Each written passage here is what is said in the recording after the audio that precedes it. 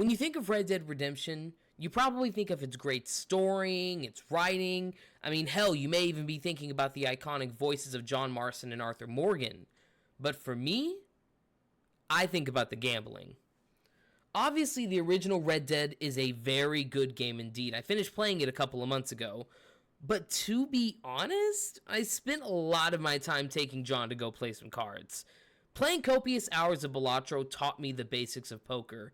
So I thought, what better way to see if I'm actually progressing than in a no-stakes video game rather than, I don't know, going to the casino or something. Red Dead 1 has 7 different locations to play poker. 8 if you count a mission where you play cards on a ship, and 9 if you include multiplayer. But I'll be going through the 7 main locations and giving them a grade based on their buy-in, their locations, surroundings, and other opinions that I may have. Where would I want to go in the event that some cruel god transported me into the world of Red Dead 1 with nothing but a little bit of betting money? If this sounds interesting to you or you find yourself enjoying the video, consider leaving a like and maybe even subscribing too. If you like watching videos on different games, then I'll have a playlist with other topics in the description. With all that being said, let's get into the first poker location. The first place I want to look at is McFarland's Ranch. I'm just going to go at it from order of when they appear in the game. So McFarland's Ranch is like the first area in Red Dead 1. Obviously, if you've played Red Dead 1, you know that.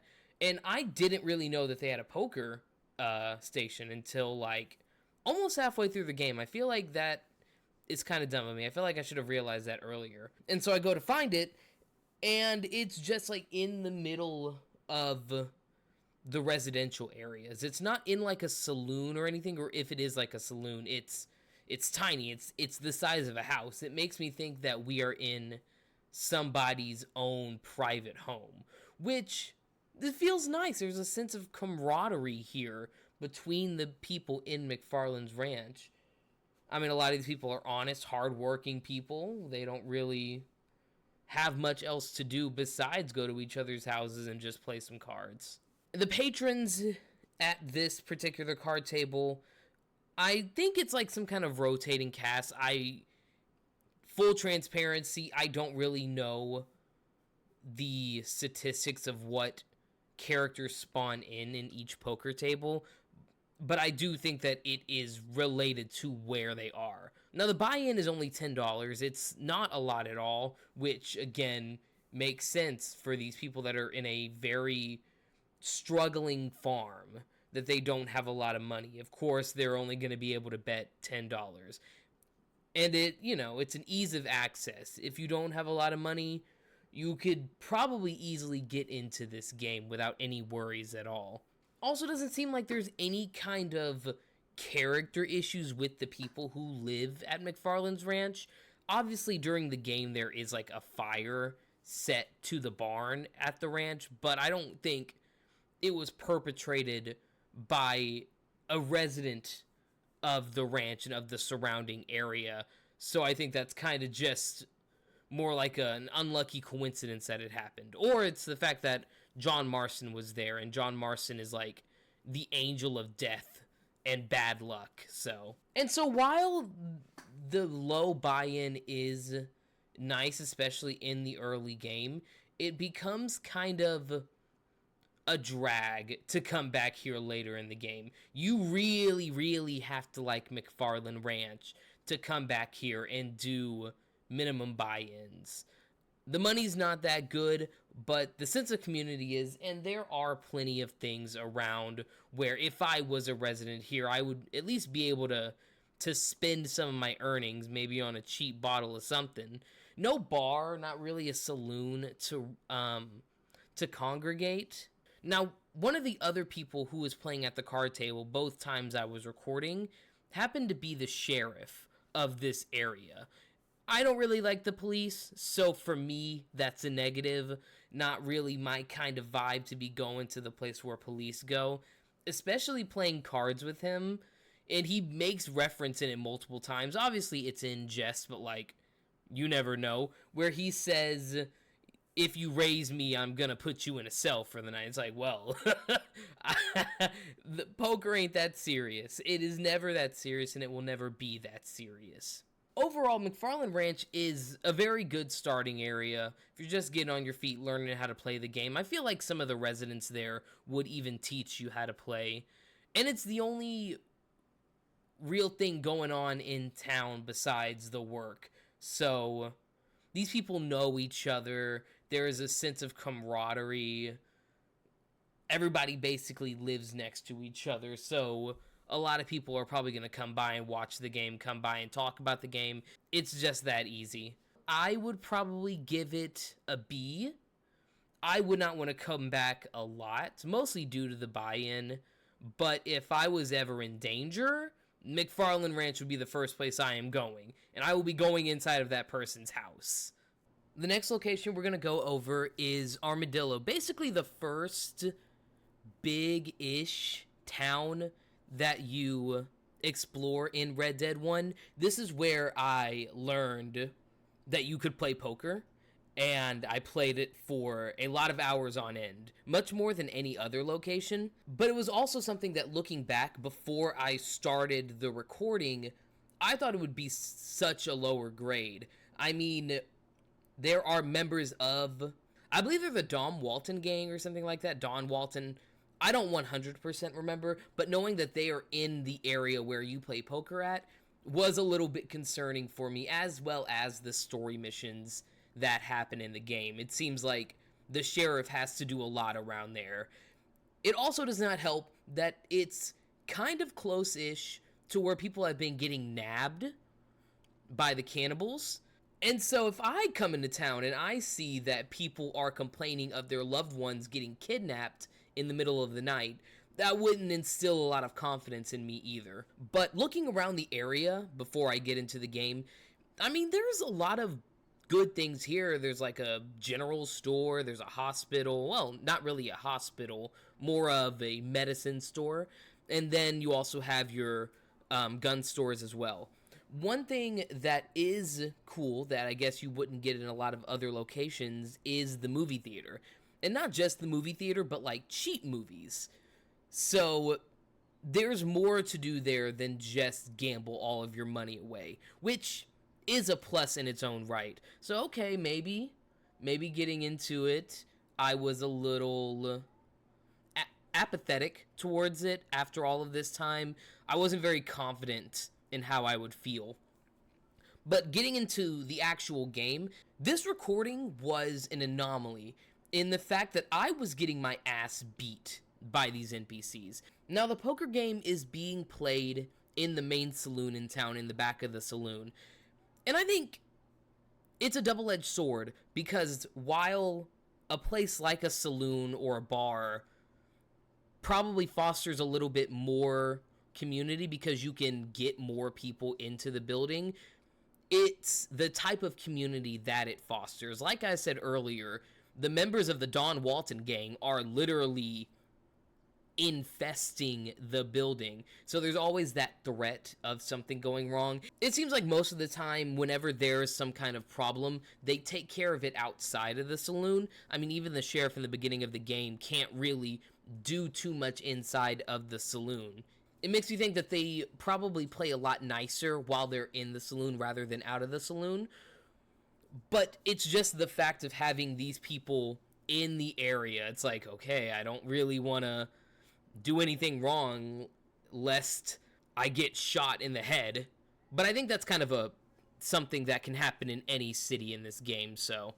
But back to the game itself, usually it's pretty straightforward. The players here are pretty honest. If they don't have a set of cards that is good with the river, then they're gonna fold immediately. Even in the gameplay footage, there is a little bit of that, but I think I was playing way too greedy and thus was getting destroyed by the other players. And I think after this is probably where you'll see more NPCs bluff their way into getting all the chips. But usually them being very predictable is an easy way to win the game. And the buy-in is 25, so it's a bit of an upgrade from McFarland's Ranch. You'd be able to get a lot more money out of the people there. And from my experience, it's been easier to run the table in Armadillo as opposed to literally anywhere else in the game, even like McFarland's Ranch for some reason. Overall, I think there's a lot of good when coming to play poker here, but I think that it's also equally as bad depending on the situation. If it's a good day and everybody's keeping to themselves and the gang's not very rowdy, you'll most likely be fine playing poker here. But for me, I wouldn't want to risk that. It's not in my best interest to be around a group of mad gang members. So I'd probably give Armadillo a C, a little bit below McFarland's Ranch, even though, one, I've played the most there, and two, you can earn more money than you can in McFarland's Ranch, but I feel a lot safer at McFarland's Ranch. Moving on to the next location, and it's Thieves Landing, which, as the name suggests, is a bit of a hotbed for the more debaucherous types in this world. Now that I think about it, I think the first time you go to Thieves Landing, it is to meet Irish. And if you know anything about Irish, then you know he's a liar, he's a cheat, he's kind of the worst. And that reflects very well on what the rest of the town has to offer. Now, it is one of the only spots in the game that has multiple gambling games available. It also has poker and liar's dice available in the same building, which I think is very convenient if you are the gambling type. Why waste your time going to one place that only plays poker, one place that only plays the other games, when you can just find a place that does all of them? And not only that, I think it has a very big attraction to the city, because right next to the saloon that you play cards in is a brothel, which tracks considering the residents and the people who pass by this town's reputation. I mean, I wouldn't trust anybody in this town in the slightest. When I was recording the footage for this section, actually, it was the first time that I had gotten an event of a crime happening. I think somebody was like kidnapping somebody on a horse. I didn't do anything because I was trying to get my footage in. And obviously this can happen in any city in the game. I just find it funny that the first time that it happens in all of my recording, it is in Thieves Landing. But looking around, it's got its general stuff. There's a few residential areas like at the very ends of Thieves Landing, which makes sense. You really wouldn't want to be too close to any kind of violence that happens. But they have a gun store, they have a blacksmith. I mean, it makes sense that you would have these kinds of shops around for a cowboy or an outlaw. They're probably the most likely group of people to need those set of stores. So I guess it is really convenient for the location. But it's also its own little island connected by two bridges. The bridges seem a little rickety to me, but I think that's just the architecture in that area. I'm not gonna dock it down too much because of some old rickety bridges. I mean, but what more could you ask for? You got a brothel, you got shops. Everything that an outlaw needs will be found here. Unfortunately, this is not me. I am not about that life. I would be terrified to come here. So, off that alone, it's already not doing very well. But maybe the game itself can make up for all of these problems so far. Spoiler alert, it really does not. The buy-in is $25, which, if you recall, is the exact same buy-in for a place like Armadillo. So, realistically speaking, you are riding very far away. In my case, if you're going from Armadillo to Thieves Landing, you're paying the same price for a more unstable environment, a place where there's not really any kind of vigilante justice or anything like that. It's kind of just its own corner tucked in by itself.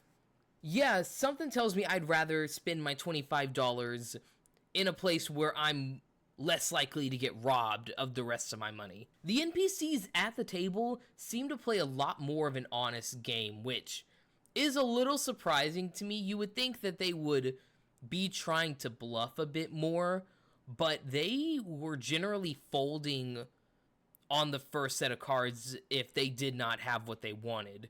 And if they were betting big, then chances are they have something big. I was only able to bait them a couple of times, and it was for some really low numbers. It caused me to bust early on, but I kind of thought that I was just going to get played for more of the fool. Turns out I was just playing too aggressively, and I lost the game myself, rather than any kind of lying the NPCs could have done to me. Now, overall, the same $25 buy-in, the same rates, for a place that does not have as good of a reputation and seemingly doesn't have a lot of people willing to help out.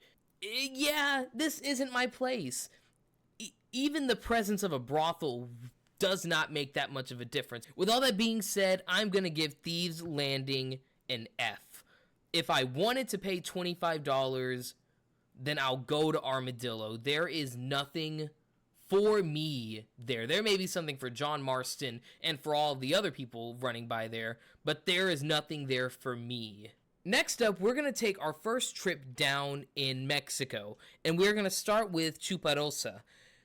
This is an area that a few important things happen in.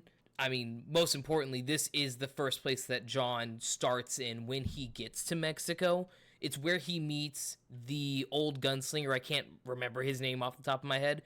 Landon something, I think it is. But it's also where he does a few missions for the Mexican government.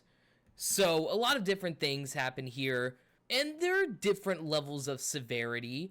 I mean, when John comes into the place at first, it's not overrun, but it has a few banditos in the area, which isn't the best, but every single location besides McFarland's Ranch has at least some gang presence there. And unlike Thieves Landing and Armadillo, there's a little bit less of a presence here. It doesn't mean that it doesn't exist or that there is no threat of something happening, but there's a lesser of that kind of threat.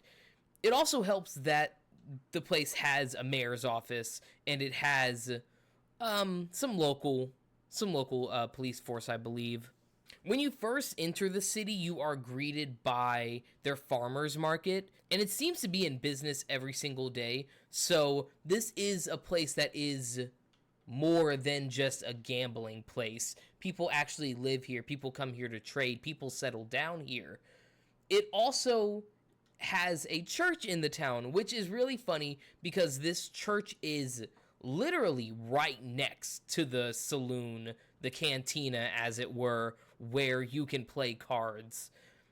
And seemingly, I don't have 100% confidence in what I'm about to say, but like 75% confidence. In the cantina next door to the church, there seem to be sex workers, which, I don't know, makes it a little bit funnier. I think that is hilarious to me. But it's got even things that some of the other places didn't have. For example, I don't think I've seen a bank in any of the other locations in the game. So that's a first. And another neat feature about this place relating to the poker games being played is that this is the first location where you can play poker outdoors. There is an outside area right in front of the cantina where you will be playing both poker and blackjack. It has a different vibe to the other locations, whereas all of those are in slightly crowded, a little bit smaller areas than you would think. Some of the ceilings are kind of low. In this spot, however, because you're already going to be dealing with the beating down sun, I mean, the place has like heat lines all over it. You can tell it's a hot place. Rather than put everybody into a really, really hot building, they let them outside where there can be more people in the place of business, but not a whole swarm of people in the same spot. And it definitely makes it seem a little bit more aesthetic than the other places. But onto the game itself. The buy-in is $50, which is obviously more than Armadillo and Thieves Landing. And the people here play a little bit more aggressive. I don't know if it's much in the way of bluffing as it is they think that they have this set of cards, which is definitely going to help, even if it's only a pair, and then they just go basically all in. But it's a nice change of pace to the other games that seem like they're dragging it a little bit on. In this location, it feels like they are rushing to win the game by any means necessary. Now, of course, I could be talking out of my ass here, but in a location with all of these things, where there's actually families that have settled down here, people live in this town to live in this town, I'd feel a little bit safer going to play cards in this area.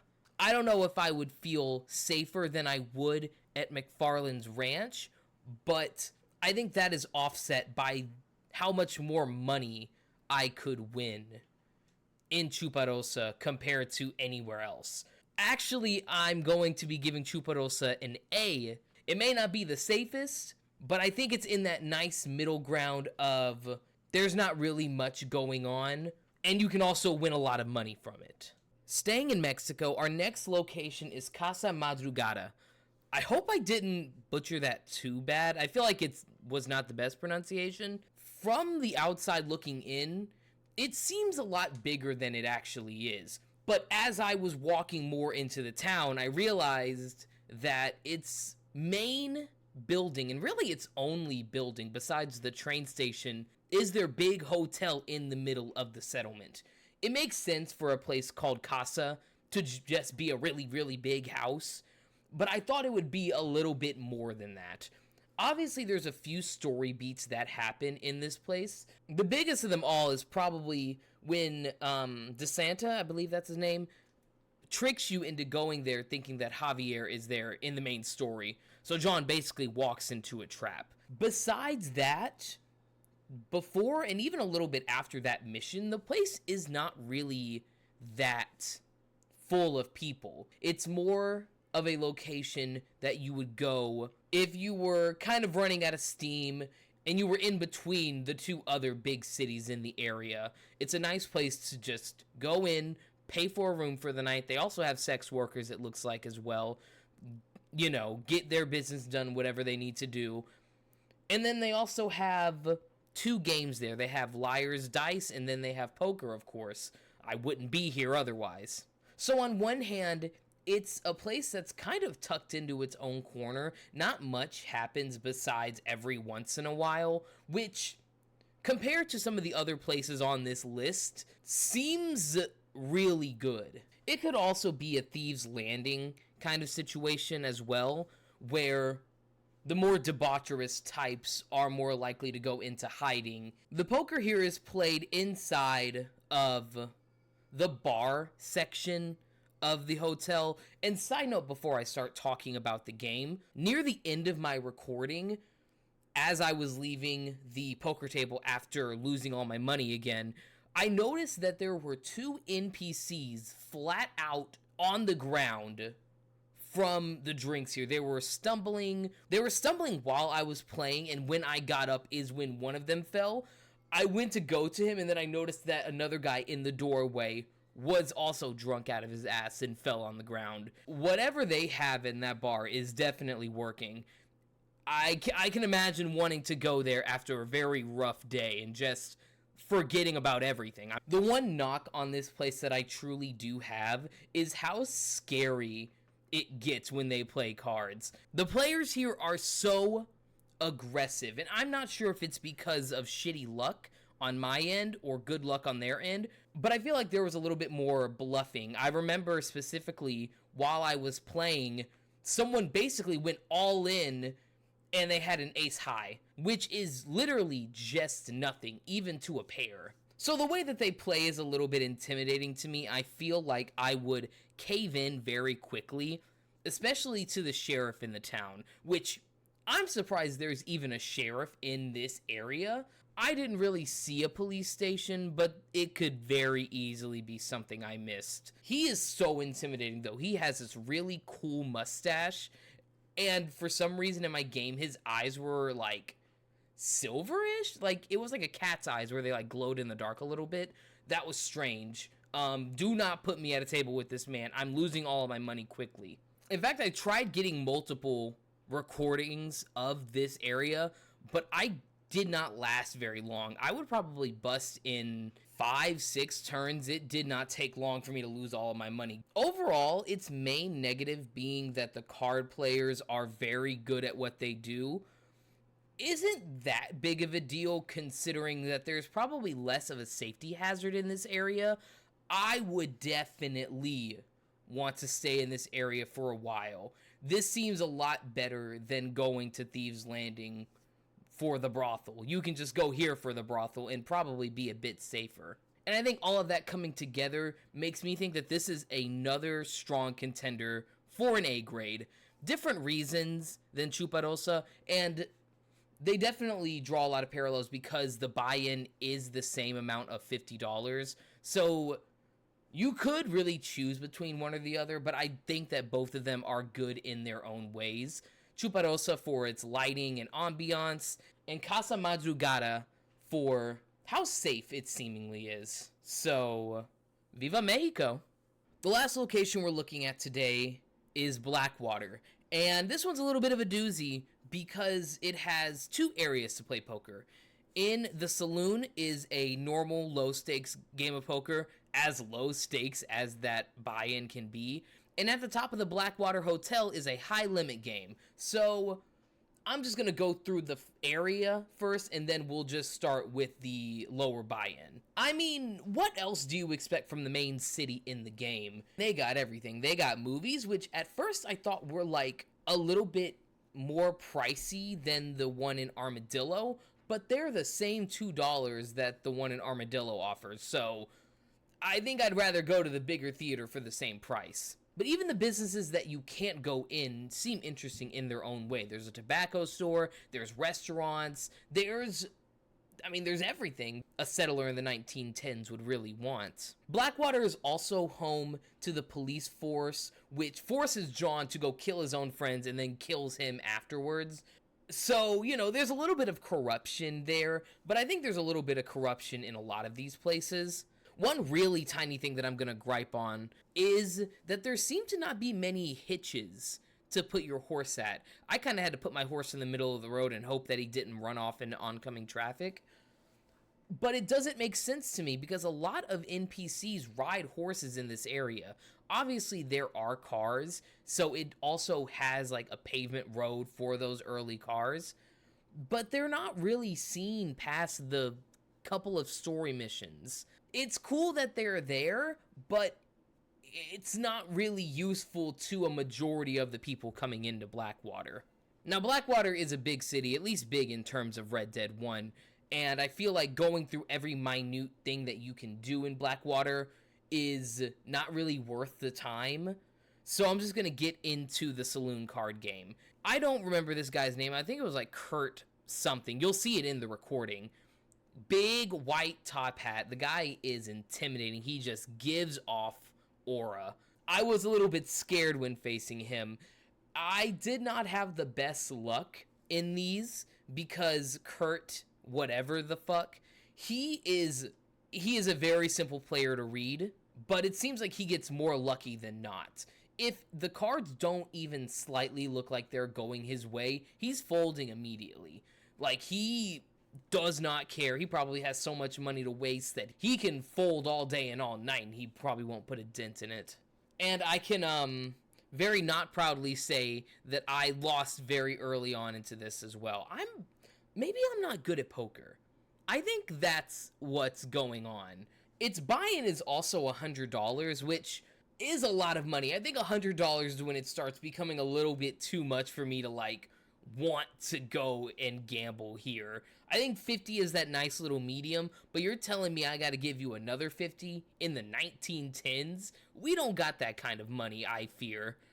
I don't even think I would be able to afford my way into Blackwater in the first place.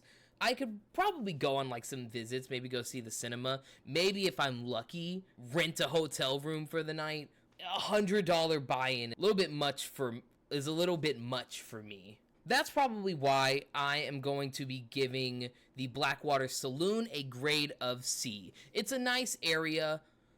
I'm a fan of bigger cities, so that being the closest that we get makes sense. but I think the $100 price tag of getting into the game is a little bit rich for my blood.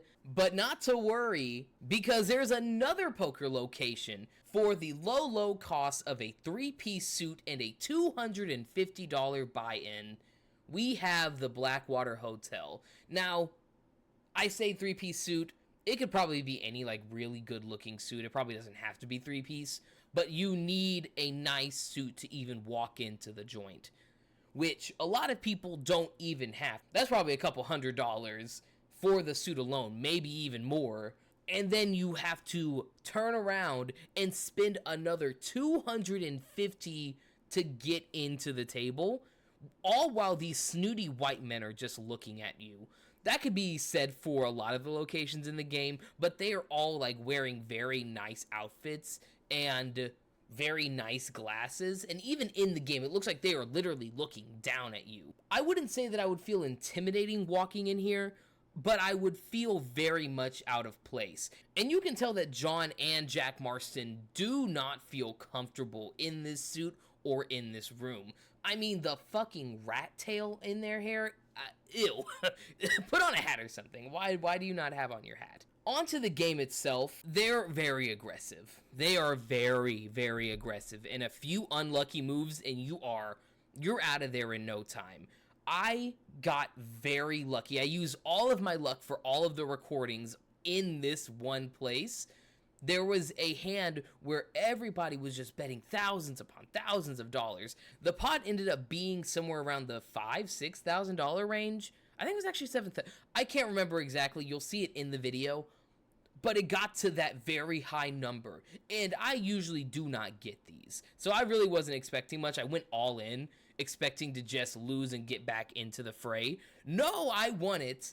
I've never been more hype playing Red Dead Redemption 1 poker than at that moment. So I guess it's worth it in some capacity if you get really lucky.